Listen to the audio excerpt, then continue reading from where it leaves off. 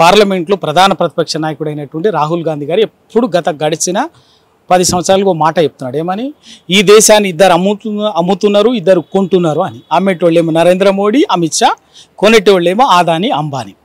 దేశాన్ని లూటీ చేస్తున్నారని చెప్పేసి చెప్తున్నారు, మొత్తుకుంటున్నారని చెప్పేసి మొత్తం కుంభకోణాలు అంతా అని చెప్పేసి చెప్తాను. రైట్, సంతోషం. బీఆర్ఎస్ పార్టీ కూడా గదే చెప్తున్నది. అందుకే కేసీఆర్ గారు 10 సంవత్సరాలుగా ఆదానిని తెలంగాణలోకి అడుగు పెట్టనీయలే. కానీ మీకు ఒక్కసారి ప్రజలు పొరపాటున అధికారం అప్పచెప్పితే వెంటనే మీరు చేసిన పనేంది, దావోస్లో పోయి ఆదానితో లోపాయికారిగా సీక్రెట్ ఒప్పందాలు కుదుర్చుకొని ముఖ్యమంత్రి రేవంత్ రెడ్డి గారు హైదరాబాద్లో ఓల్డ్ సిటీలో కరెంటు బిల్లులకు సంబంధించినటువంటి కాంట్రాక్టు పైలట్ ప్రాజెక్టుగా ఇవ్వటానికి చేస్తారు. రామన్నపేటలో, నల్గొండ జిల్లా, ఇవాల్టి భువనగిరి యాదాద్రి జిల్లా రామన్నపేటలో ఆదాని సిమెంట్ ఫ్యాక్టరీకి రైతుల ఉసురు పోసుకొని పచ్చని పంట పొలాల్లో నిప్పులు పోసి పచ్చని పంట పొలాలని గుంజుకొని సిమెంట్ ఫ్యాక్టరీ పెట్టడానికి రైతుల దానికి చేస్తారు.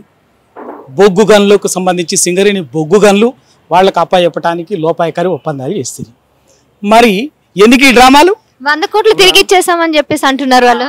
ఎప్పుడు అప్పటికే టిఆర్ఎస్ పార్టీ, బీఆర్ఎస్ పార్టీ మిమ్మల్ని మీ లోపాయికారి, మీ మోసపూరిత ద్వంద్వ వైఖరిని ఎండగట్టి ప్రజల ముందు బట్టలు ఉడదీసి పెట్టినందుకు ఓ పక్కన రాహుల్ గాంధీ గారు ఢిల్లీలోనేమో ఆదాని దేశాన్ని ముంచుతున్నాడు మాట్లాడతాడు, ఇక్కడ గల్లీలోనేమో రేవంత్ రెడ్డి ఏమో ఆయన కాంట్రాక్ట్లు ఇస్తుంటాడు, ఒప్పందాలు చేస్తుంటారు.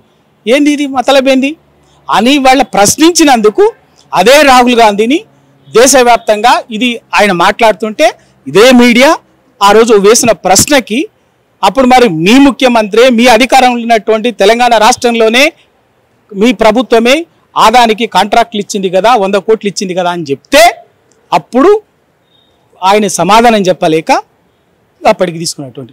నిజంగా మీకు ఆ వంకర బుద్ధే లేకపోయింటే మరి ముందెందుకు తీసుకున్నారు? రిటర్న్ చేసుడు కాదు కదా, తీసుకోవటంలోనే మీకు ఎక్కడ ఉంది కదా. మీ దొంగతనం బయటపడింది కాబట్టి మీ దొంగతనాన్ని టిఆర్ఎస్ పార్టీ తెలంగాణ ప్రజల ముందు పెట్టింది కాబట్టి మీరు దొంగగా దొరికిపోయింది కాబట్టి దాన్ని కప్పిపుచ్చుకుంటేందుకు అది మేము 100 కోట్లు వెనక్కి ఇచ్చేసామని చెప్పేసి చెప్పారు. వెనక్కి ఇచ్చేసింది. తీసుకోవడమే తప్పు కదా. ఎట్లా ఎందుకు తీసుకున్నారు? దేనికోసం తీసుకున్నారు? దాని వెనుకున్న మతలబేంది? అవన్నీ మేము ప్రజలకు విడమర్చి చెప్పినాం కాబట్టి ప్రజల ముందు మిమ్మల్ని దోషులుగా నిలబెట్టినాము. నేరస్తులుగా మారకుండా ఉండేందుకు మాత్రమే మీరు తప్పించుకునేందుకు వెనక్కి ఇచ్చింది, అంతే, వేరే ఇంకేం లేదు. ఇవాళ డ్రామాలు మళ్ళీ మరి రద్దు చేయండి. ఆయనతో పెట్టుకున్నటువంటి ఒప్పందాలు, లోపాయికారి ఒప్పందాలన్నీ కూడా బహిరంగంగా పెట్టినటువంటి ఒప్పందాలు, సింగరేణి ఇంకోటి ఉన్నాయి కదా. వాళ్ళు లఘుచర్ల కూడా అందరనేది కూడా ఏంది, లఘుచర్ల కూడా ఆదాని కోసమే ఏదో జరుగుతున్న లోపాయికారిగా జరగనే ఉన్నాయి. అవన్నీ కూడా రద్దు చేయండి. డ్రామాలు ఎందుకు? ప్రజలు ఎందుకు కన్ఫ్యూజ్ చేస్తారు? మీరే ప్రభుత్వం కదా, ప్రతిపక్షం కాదు కదా. తెలంగాణలో మీరు ముఖ్యమంత్రి, స్వయంగా ముఖ్యమంత్రి, పిసిసి ప్రెసిడెంట్, మంత్రులు ర్యాలీగా పోయి గవర్నర్కు విజ్ఞప్తించుడు ఏంది? ఇదేం డ్రామాలు? ప్రజలంతా తెలివి తక్కువ అనుకుంటున్నారా? తెలంగాణ ప్రజలు ఎడ్డోళ్ళు అనుకుంటున్నారా? మీ నాటకాలు, మీ మోసాలు, మీరు ప్రజలకు ఇచ్చినట్టు హామీని అన్నిటిని మీరు చేస్తున్నటువంటి నంగనచ్చు పనులను కూడా ప్రజలు గ్రహిస్తున్నారు, అర్థమవుతున్నది. కాబట్టే వాళ్ళు ఏదో చేసే పని చేస్తున్నారు. బరాబర్ మీరు ఇప్పటికైనా కూడా ఈ డ్రామాలన్నీ, ఈ బక్వాస్ పనులన్నీ మానేసి ప్రజలకు ఇచ్చినటువంటి 420 హామీలు, సబ్బన్న వర్గాలకు ఇచ్చినటువంటి హామీలని అమలు చేసే పని మీద దృష్టి పెట్టండి. ఆ ప్రయత్నం చేయండి. అంతేగాని అవి చేయకుండా ఆ పేరు మీద ఈ పేరు మీద డైవర్షన్ పాలిటిక్స్ చేస్తూ ప్రజలను గందరగోళపరిచి మీరు పబ్బం గడుపుకోవాలనుకుంటే తెలంగాణ సమాజం చాలా చైతన్యమైంది.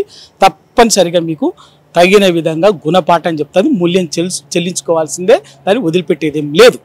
సబ్స్క్రైబ్ చేయండి.